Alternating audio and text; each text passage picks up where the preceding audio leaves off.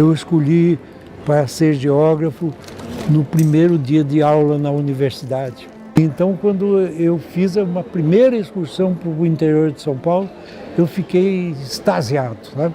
De conhecer a natureza e tal.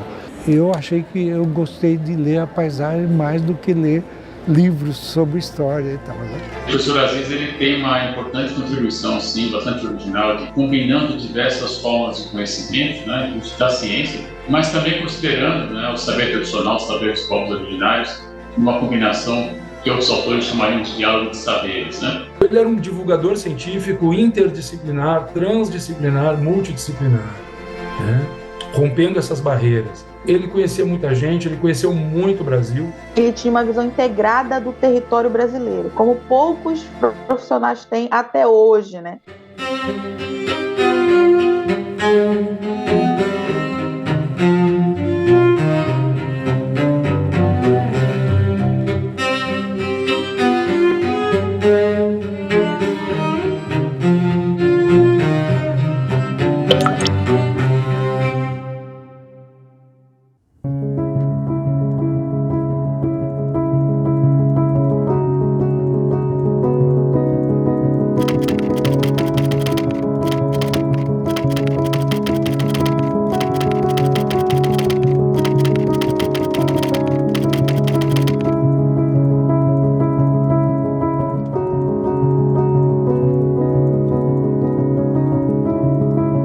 Que era um desafio para o Absaber, né? Desde o início aí da época que começou a mapear o território brasileiro, ainda continua sendo um desafio até hoje, né?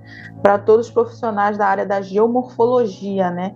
Que é essa área também que ele deu grandes contribuições, né? Para o mapeamento do território brasileiro. A geomorfologia estuda, por exemplo, a formação do relevo, que pode ser a interação da rocha com micro-organismos que causam o intemperismo, que causam a fragmentação daquela rocha, né, por ação desde micro-organismos microscópicos mesmo, até organismos maiores. Então, o geomorfólogo e o geógrafo, de forma geral, são treinados para pensar essa interação do homem com o meio. É uma grande contribuição, na verdade, né, e é mais duradoura, eu diria, é de fato essa concepção dos domínios morfoclimáticos que permanece até hoje. Falando dos grandes ecossistemas, né, do Brasil, que é domínios morfoclimáticos e províncias fitogeográficas do Brasil. Esse trabalho é um clássico, né, de 1967. Né? Nesse trabalho, ele vai classificar os grandes domínios da natureza do Brasil, e é uma herança para todos nós até hoje, que é aquela denominação que você deve conhecer. Ele classificou o Brasil em Amazônia, domínio amazônico, domínio do Cerrado, domínio da Caatinga, domínio do Planalto, das Araucárias, pradarias e mares e morros. Quando o professor Aziz identifica, né, na natureza brasileira, digamos assim, né, feições do relevo associadas a clima expressas por meio da vegetação, ele traz de fato uma análise muito original. Ele tem uma originalidade muito potente, eu diria, que permanece ainda hoje, né? Quando ele combina diversos fatores, como relevo, fatores geológicos e especialmente o clima, identificando 6 grandes espaços, digamos assim, no Brasil, 6 grandes áreas no Brasil. O domínio morfoclimático do Brasil, ele vai dar bases para esse zoneamento ecológico econômico, que em 1989 ele tem um clássico, né, zoneamento ecológico econômico da Amazônia, que nesse zoneamento ele vai propor, né, por exemplo, o macrozoneamento, né, do espaço geográfico amazônico, mas ele sabia que isso era um desafio, né, seria muito difícil, então ele chama a atenção para realizar esse macrozoneamento, a gente tem que trabalhar com equipes multidisciplinares, ou seja, vários profissionais, né, de diferentes áreas. Ele cita, né, geógrafos, como você falou, biólogos, ecólogos, agrônomos, né, sociólogos, vários profissionais para tentar identificar a potencialidade dessas regiões ou desses espaços, né, falando de conceitos geográficos. Ele dizia, né, o Absaber, que a gente tem que ter um conhecimento regional, né, e para propor o planejamento regional dessas áreas.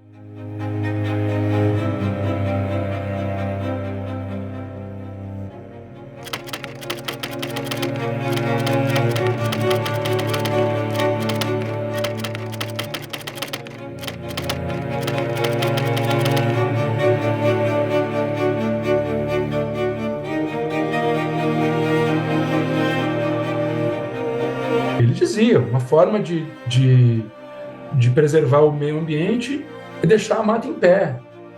E nós vamos desenvolver economicamente, porque a mata tem muita riqueza.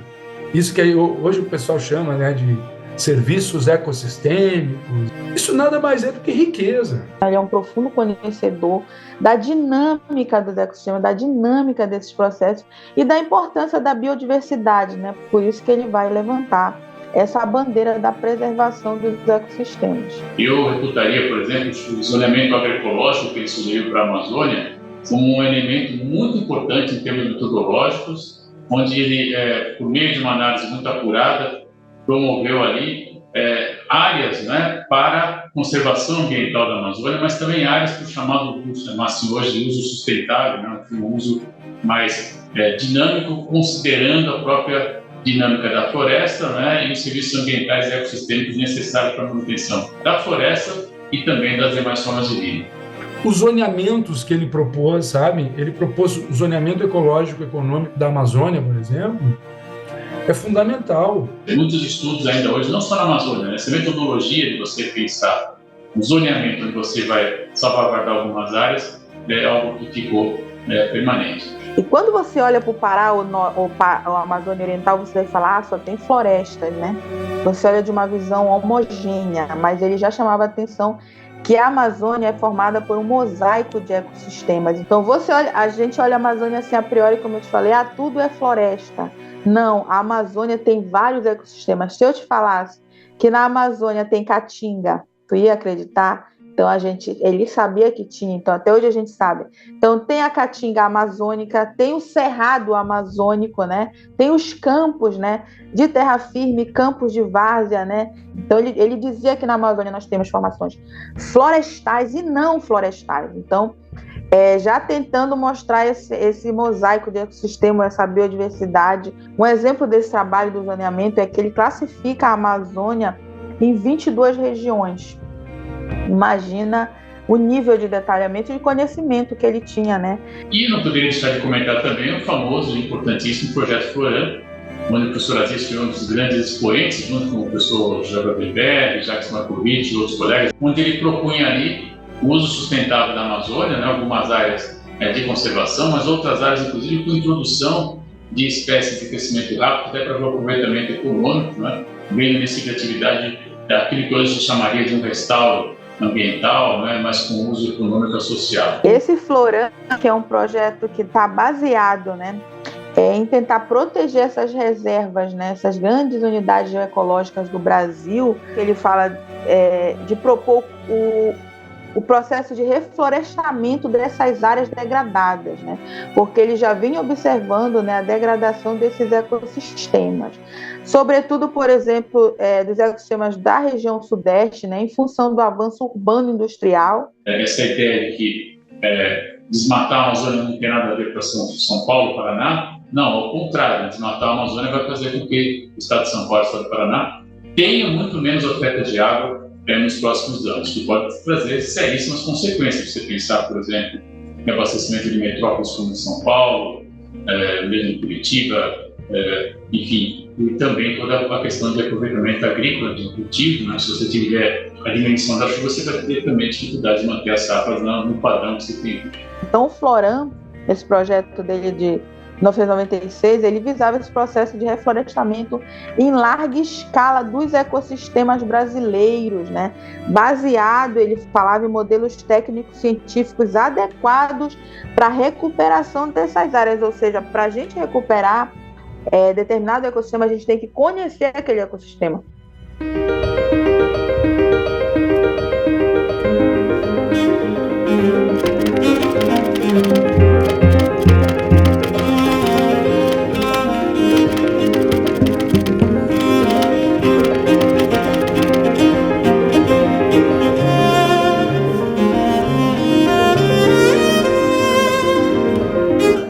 Que essa combinação toda permitiria, assim, pensarmos estratégias de conservação para a Amazônia, que de alguma maneira estão contempladas, por exemplo, quando a gente vai analisar o Sistema Nacional de Unidades de Conservação, o SNUC, né, famoso. Nós temos a unidade de preservação, unidade de uso sustentável, enfim, que com maior ou menor restrição, permitem, né, inclusive a presença das comunidades originárias. Esse tipo de ação permitiria, sim, uma tomada de decisão, né, que caminhasse para uma política pública que integrasse a conservação da floresta em pé, com seus atributos, né, seus serviços ambientais e ecossistêmicos, mas, ao mesmo tempo, né, o uso sustentável dessa floresta, especialmente para a manutenção das comunidades, das populações, dos povos originários que nelas vivem. Ele criticava o Código Florestal, né, brasileiro, porque ele falava que, pelo Código, você considera somente as áreas florestais ou as formações florestais como mais relevantes. E aí ele vai propor o Código da Biodiversidade, né, que é um código mais abrangente, em que ele leva em consideração a preservação de todos os tipos de ecossistema, né? Na contribuição do professor Aziz, ele propõe a ideia de uma regionalização, digamos assim, do zoneamento, né, agroecológico, delimitando áreas para intocabilidade e outras áreas com o possível uso, sim, sustentável, articulando, respeitando, acho que essa é a grande lição, os limites da natureza, mas para isso, evidentemente, conhecendo a dinâmica da natureza, os processos climatológicos e suas consequências. Ele teve uma rara fortuna, né, de associar o conhecimento acadêmico, a produção acadêmica, com a situação política também, inclusive com situações de comando, ele pôde combinar esses elementos todos e promover algumas ações públicas importantes. Ele disse que um dos problemas do Brasil é que a gente estava planejando para daqui a 5 anos, para daqui a 3 anos, 4, 5 anos, que é o tempo de uma eleição. E nós não podemos planejar para daqui a 5 anos. E também não posso planejar daqui a 30 anos, que é uma geração. Eu não posso pensar em uma geração. Nós temos que pensar na Amazônia para daqui a 500 anos. Nós temos que pensar na Amazônia para daqui a 1000 anos. O professor Aziz Abissabel é um grande exemplo de um cientista engajado politicamente, com uma enorme sensibilidade social. Na área da geografia, né, que a gente está comemorando o centenário dele esse ano, a contribuição dele é sem precedentes. Ele, na verdade, tinha um profundo conhecimento, tanto do relevo, quanto do clima, né, do Brasil, quanto dos ecossistemas do Brasil. Sabe? Então, se tem uma coisa que o Aziz me ensinou, foi isso, de ter esse respeito pelos outros, respeito pela vida alheia, pelos que estão com a gente e principalmente pelos que estão mais próximos no dia a dia do nosso trabalho. E o Aziz sabia disso, ele foi presidente da SBPC. O progresso da ciência se faz com os nossos alunos.